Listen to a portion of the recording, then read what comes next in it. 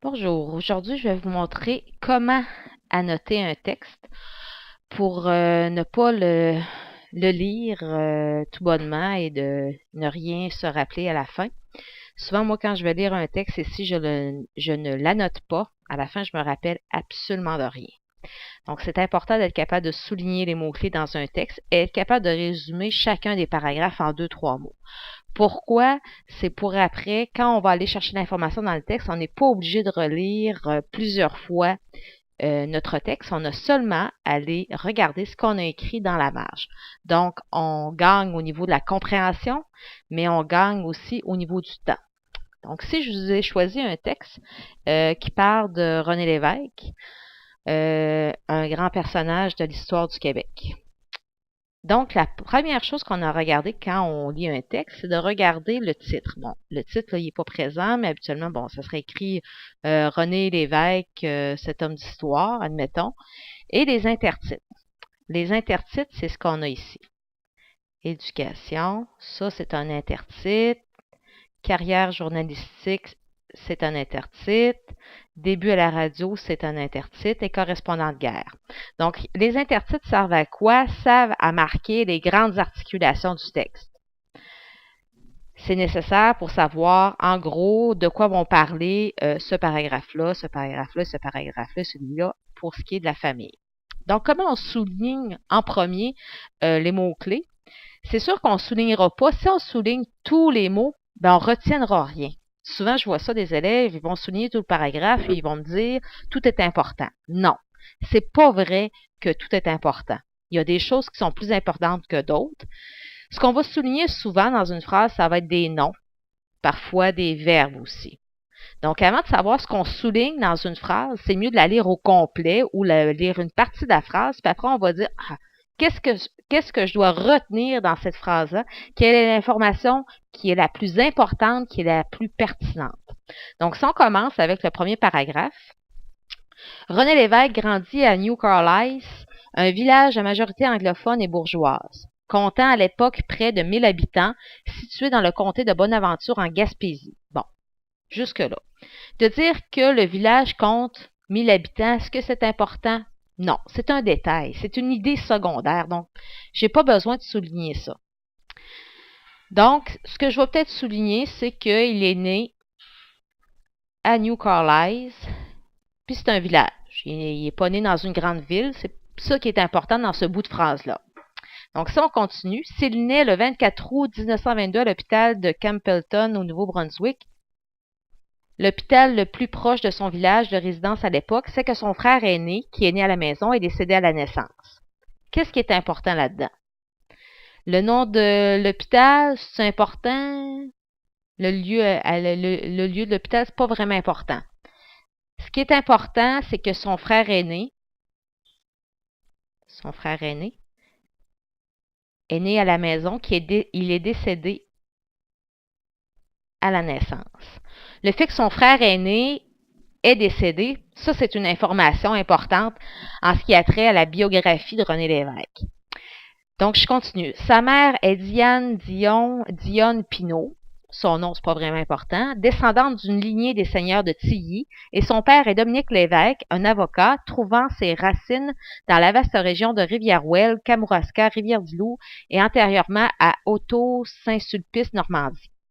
Donc, qu'est-ce qui est important dans cette phrase-là? Le fait que c'est une descendante de la lignée des seigneurs de Tilly, bon. Mais encore, pas tellement important. Bon, son père est avocat. Ça, c'est important. Puis, il vient de Rivière-Ouelle. Ça, c'est dans le bas du fleuve. Ses racines, c'est le bas du fleuve.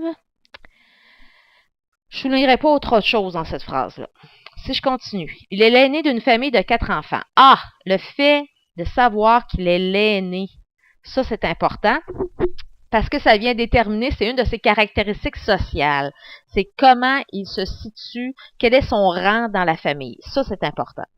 Il a 2 frères. Bon, ça je vais souligner ça. Fernand, avocat, et André. Bon, le nom de ses frères, est-ce que c'est vraiment important? Pas tellement, c'est un détail. Ainsi qu'une sœur. Il y a une sœur prénommée Alice. Le biographe Pierre Godin écrit qu'il était très attaché à ses frères et sœurs. Donc, c'était quelqu'un de famille. Donc, ça, là, ça va être une idée importante là, à résumer dans ma marge. Donc, dans ma marge, après avoir souligné mes mots-clés, je vais résumer en 2-3 mots, ou peut-être un peu plus de mots, peut-être un énoncé, mais je ne commencerai pas à écrire un paragraphe ici, là, ça va être interminable, pour saisir l'ensemble de ce qui a été dit dans ce paragraphe-là. Donc, c'est sûr que je n'écrirai pas des idées secondaires. Ce qui va ressortir, ça va être plutôt l'ensemble de ce qui est dit dans ce paragraphe-là. Donc, ce que je vais noter, je vais m'écrire peut-être des petits mots. Il est né dans un village. Je peux me faire des schémas aussi, là. Frère décédé. Je suis pas obligée d'écrire tous mes mots-clés. Je vais faire une sélection de ce qui est plus important. C'est l'aîné de sa famille et il est très attaché à sa famille. Donc, en gros, là, c'est ça qui est dit dans ce paragraphe-là. Les noms de lieux, je noterai pas ça, je n'irai pas dans les détails. Donc, je vais faire ça pour chacun des paragraphes. C'est sûr qu'au début, ça va être long, ça va être ardu, mais plus que tu vas en faire, plus que ça va être facile. Donc, comme j'ai dit, je vais le faire encore avec ce paragraphe-là. On va faire la même chose qu'on a fait en haut. Après ses études primaires à l'école de New Carlisle, il commence des études classiques au Collège de Gaspé, un établissement jésuite. Bon, donc il a fait ses études primaires, ce lieu-là, c'est vraiment important. Peut-être le fait qu'il a fait des études classiques, ça c'est plus important, dans un établissement jésuite. Un établissement jésuite, c'est-à-dire qu'il est allé dans une école de frères avec, c'est des religieux qui lui ont enseigné. Bien que sa famille parle français à la maison, le jeune René apprend très tôt l'anglais au contact de ses voisins d'origine britannique. Ah, donc il parle français, bon. Mais là, il apprend l'anglais parce qu'il y avait des voisins qui étaient anglophones. Donc, c'est sûr que le paragraphe n'est pas gros, donc je n'aurai pas beaucoup de mots à écrire dans la marge. Donc, ce qui est important, c'est qu'il a fait des études classiques. Il connaît l'anglais. Et là, je me fais une petite flèche comme ça. Je n'écrirai pas de phrase complète à cause qu'il y avait des voisins, parce qu'il avait des voisins anglophones.